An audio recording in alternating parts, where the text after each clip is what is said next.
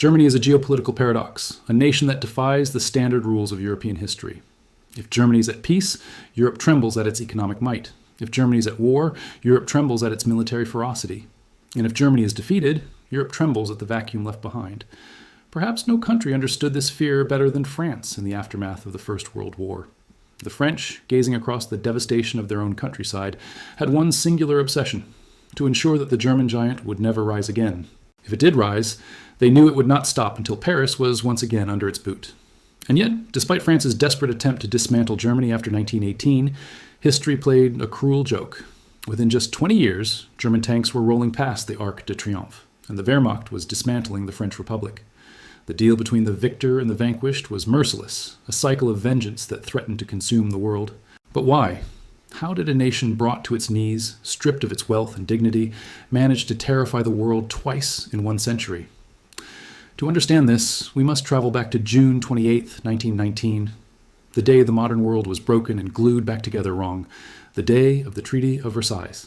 Welcome to a new episode of Ecom Empire. I am your host, and today we are diving deep into the economic cataclysm that birthed the Second World War. We are going to explore the story of the reparations imposed on Germany, the secret battles between the Allies over money, and how the global financial system collapsed under the weight of vengeance. So, smash that like button, subscribe to the channel, grab your coffee, and let's focus. The scene is Paris, 1919. The guns have fallen silent, but a new war is beginning, a war of ink and numbers. The Allied powers have gathered to decide the fate of Germany. The atmosphere is thick with resentment. If Germany refuses to sign the peace treaty, the Allies are prepared to resume hostilities and carve up the country by force. Germany, exhausted, starving, and friendless, has no choice but to submit. But the document they are forced to sign is not just a ceasefire, it is a systematic dismantling of a nation. First, let's look at the military castration. The Treaty of Versailles didn't just shrink the German army, it gutted it. The German military, once the terror of Europe, was restricted to a mere 100,000 men. The general staff was dissolved. The navy, which had rivaled Britain's, was decimated, stripped of its battleships and submarines, its personnel cut down to 15,000 sailors to ensure Britannia would continue to rule the waves unchallenged. There was to be no air force, no tanks, no heavy artillery. The recruitment system was rigged to prevent Germany from building a reserve force. Officers had to serve for 25 years, and soldiers for 12, ensuring that the army would be small, aging, and devoid of fresh blood. But the Allies knew that military power is born from economic power, so they turned their eyes to Germany's wallet and its land. The territorial losses were staggering. Germany lost 13% of its European territory and 1/10 of its population. The Saarland, rich in coal, was placed under international administration, with its mines given to France for 15 years. The industrial powerhouse of Upper Silesia was sliced up, with the richest mineral deposits handed over to the newly resurrected Poland. Alsace-Lorraine, the prize of the 1870 war, was returned to France. Germany's overseas empire, colonies in Africa and the Pacific, was seized and divided among Britain, France, Belgium, and Japan like spoils of a hunt. Yet land and soldiers were not enough. The Allies wanted cash. They wanted Germany to pay for the entire cost of the war. But before they could set the price, they had to establish the guilt. This brings us to the infamous Article 231, the War Guilt Clause. This article forced Germany to accept full legal and moral responsibility for all the loss and damage caused by the war. It wasn't just a legal clause, it was a national humiliation. It branded every German citizen as a criminal in the eyes of the world. In Berlin, the reaction was explosive. Churches rang their bells in mourning, newspapers printed editions bordered in black, and mass demonstrations filled the streets. The German people felt they were being enslaved, but for the Allies, honor was secondary to economics. The real fight in Paris wasn't between the Allies and Germany, it was between the Allies themselves. Each nation had a different agenda, a different vision for the post-war world, and a different number in mind for the bill Germany had to pay. France, led by the tiger Georges Clemenceau, was the most aggressive. They had suffered the most on the Western Front. Their industry was ruined, their youth decimated. France didn't just want reparations, they want execution. On the other side of the table sat the United States. The Americans, led by Woodrow Wilson, had a completely different philosophy. They were the rising superpower, the creditors of the world. They didn't want vengeance. They wanted stability. They wanted a Germany that was strong enough to trade, strong enough to act as a buffer against the terrifying new communist regime in Russia, and solvent enough to buy American goods. The Americans proposed a much more modest reparation figure, perhaps $10 to $12 billion. They pushed for the League of Nations and a peace based on justice, not revenge. But beneath this idealism lay a cold financial reality. American banks had lent billions to Britain and France to fight the war. If Europe collapsed, those loans would never be repaid. America needed a functioning global economy to get its money back. Then there was Britain. The British Prime Minister, David Lloyd George, was caught in a trap. Economically, Britain agreed with America. Germany was Britain's second largest trading partner before the war. A destitute Germany meant a poorer Britain. The British wanted a balance of power. They didn't want France to dominate Europe any more than they wanted Germany to. However, Lloyd George had a political problem. The British public was baying for blood. They had just won a brutal war, and the voters wanted the Kaiser hanged and Germany squeezed until the pips squeak. If Lloyd George appeared too soft on the Germans, he would lose the next election. So, publicly, he demanded harsh terms, while privately, he tried to moderate the demands. The result of this three-way tug-of-war was a disaster. The Allies couldn't agree on a final number at Versailles, so they kicked the can down the road, setting up a reparation commission to figure it out later. But the damage was done. They had created a peace treaty that was too harsh to be accepted by the Germans, but too lenient to completely destroy them. They left Germany humiliated, angry, and crucially, still potentially powerful. While the politicians argued over borders and battleships, a young economist sat in the back rooms of the British delegation, watching the proceedings with growing horror. His name was John Maynard Keynes. You might know him as the father of modern macroeconomics, the man whose theories guide our central banks today. But in 1919, he was just a brilliant Treasury official who realized that the Allies were committing economic suicide. Keynes looked at the numbers and saw what the politicians refused to see. He argued that Germany simply could not pay the amounts being discussed. He calculated that Germany's maximum capacity to pay was around £2 billion, roughly $10 billion, and even that would require significant sacrifices. The Allies were demanding 3, 4, 5 times that amount. Keynes realized that you cannot extract massive wealth from a country without destroying its economy. If Germany tried to pay these reparations, it would have to export vastly more than it imported.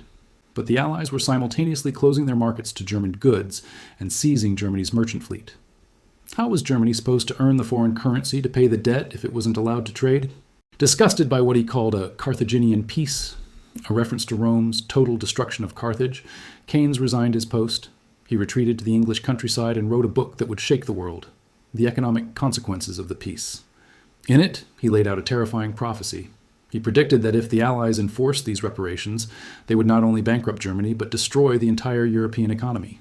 He warned that the financial systems of Europe were interconnected. If Germany collapsed, it would drag down Austria, Hungary, Russia, and eventually France and Britain. He wrote that vengeance will not limp, and that a war of revenge would inevitably follow, one that would destroy the civilization of Europe. His book became an instant global bestseller, selling over 100,000 copies in 6 months. It convinced the American public and Senate to reject the Treaty of Versailles and retreat into isolationism. But in Europe, the leaders ignored him. They were trapped in a cycle of debt that bound them together like prisoners in a chain gang. Here is how the debt triangle worked, and it is crucial to understanding the chaos that followed. Britain and France had borrowed massive sums of money from the United States to fight the war, over $10 billion. The American government, now turning its back on European affairs, demanded these loans be repaid in full. Britain and France, their economies shattered by the war, said, "We can only pay you, America, if we get money from Germany." So the pressure was passed down the line. America squeezed the Allies squeezed Germany, and Germany was squeezed until it broke. In 1921, the bill finally arrived. The London Schedule of Payments set the total German reparation liability at 132 billion gold marks. This was an astronomical sum, equivalent to nearly $500 billion in today's money. However, the Allies engaged in a bit of deceptive accounting. They split the debt into 3 classes of bonds, A, B, and C. The A and B bonds totaled 50 billion marks, which was the realistic amount they expected Germany to pay. The C bonds, totaling 82 billion, were essentially monopoly money.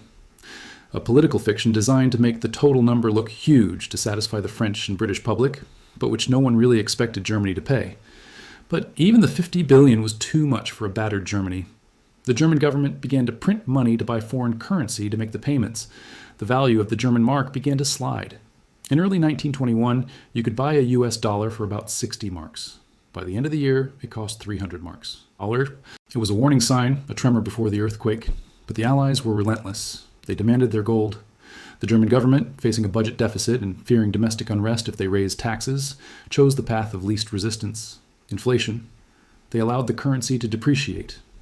This helped German exporters in the short term as their goods became cheaper abroad, but it was destroying the savings of the middle class. By 1922, the situation was becoming critical. Germany asked for a moratorium, a pause in payments. Britain was willing to listen. France said, no. Raymond Poincaré, the French prime minister, believed that Germany was bluffing. He believed the Germans had the money but were simply refusing to pay to humiliate France. He was determined to force them to pay, even if he had to extract it at gunpoint. And so, in January 1923, when Germany defaulted on a delivery of timber and coal, France made its move. On January 11th, 1923, French and Belgian troops marched into the Ruhr Valley. The Ruhr was the industrial heart of Germany, the engine room of the entire economy. It produced 80% of Germany's coal, iron, and steel. France's plan was simple. If Germany wouldn't pay in gold, France would take payment in coal and steel directly from the mines and factories. The German reaction was one of shock and outrage, but the German army had been reduced to a glorified police force. They could not fight the French military. So, the German government ordered a policy of passive resistance. They told the workers of the Ruhr, do not work, do not dig coal, do not run the trains, do not obey the French. It was a national strike on a massive scale. The mines fell silent. The factories stopped humming. The French soldiers found themselves occupying a ghost industrial zone. They tried to bring in their own workers. They arrested strike leaders. They even expelled 150,000 German civilians from the region. But the coal did not flow. However, this resistance came at a terrible price. The German government had to support the striking workers. Millions of people in the Ruhr needed to be fed and paid, but the government was receiving zero tax revenue from its most productive region. How do you pay millions of people when you have no income? You print money. The printing presses of the Reichsbank began to run 24 hours a day. And this is where the tragedy of inflation turned into the horror of hyperinflation. Let's look at the price of an egg. In 1913, an egg cost 0.08 marks. By November 1923, that single egg cost 80 billion marks. A pair of shoes cost 32 trillion marks. The savings of the entire middle class, the doctors, the teachers, the civil servants, the people who had played by the rules and saved for their old age, were wiped out in weeks. A lifetime of savings couldn't buy a cup of coffee. This wasn't just an economic crisis. It was a psychological trauma that broke the soul of the nation. It destroyed the people's faith in democracy, in capitalism, and in the established order. It turned neighbors against each other. Farmers refused to sell food to the starving cities for worthless paper. City dwellers formed gangs to raid the countryside. The social fabric of Germany was tearing apart. And in the shadows of this chaos, the extremists began to stir. In Munich, a frantic, angry agitator named Adolf Hitler saw his chance. He railed against the November criminals who had signed the Treaty of Versailles, against the French, against the Jews whom he blamed for the financial ruin. In November 1923, at the height of the hyperinflation, he launched the Beer Hall Putsch, an attempt to seize power by force. He failed and was sent to prison, but the seeds of hatred had been watered by the misery of 1923. The French, too, were suffering. The occupation of the Ruhr was costing them more than they were getting out of it. The franc was losing value. The British and Americans were furious with France for destabilizing the world economy. It was a stalemate where everyone was losing. Germany was dying, and if it died, it would take the reparation payments and the war debts down with it. Something had to be done. The United States, the only power with the financial muscle to fix the mess, finally stepped in. They didn't send soldiers, they sent a banker. His name was Charles G. Dawes. In 1924, the Dawes Plan was unveiled. It was a masterclass in financial engineering designed to restart the heart of the global economy. The plan had three main pillars. First, the Ruhr occupation would end, French troops would leave, and German industry would start up again.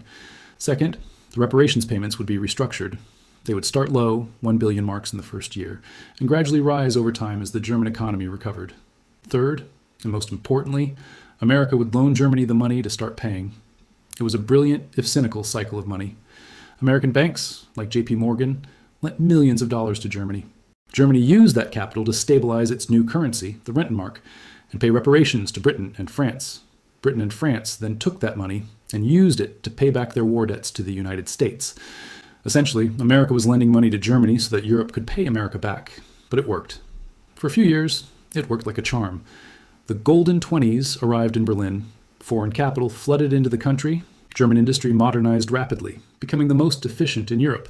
The streets of Berlin became the cultural capital of the world, a hub of jazz, cinema, and art. The hyperinflation was tamed. The Nazis became a fringe party, polling less than 3% in the 1928 elections. It seemed that peace had finally come. In 1929, the Allies even agreed to the Young Plan, which further reduced the total debt to 112 billion marks and set a payment schedule that would last until 1988. It felt like the end of the conflict. The French Foreign Minister, Aristide Briand, and the German Chancellor, Gustav Stresemann, even won the Nobel Peace Prize for their efforts to reconcile the two nations. But this entire recovery was built on sand. The German economy was addicted to short-term American loans. As long as the dollars kept flowing from Wall Street, Germany boomed. But if that flow ever stopped, the whole structure would collapse.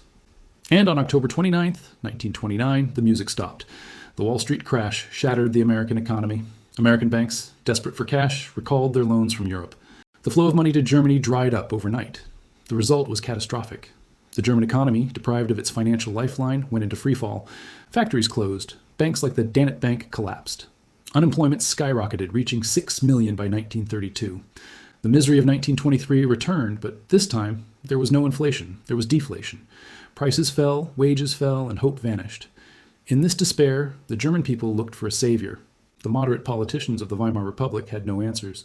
They were paralyzed by the constraints of the reparations and the global depression. But there was one man who had an answer.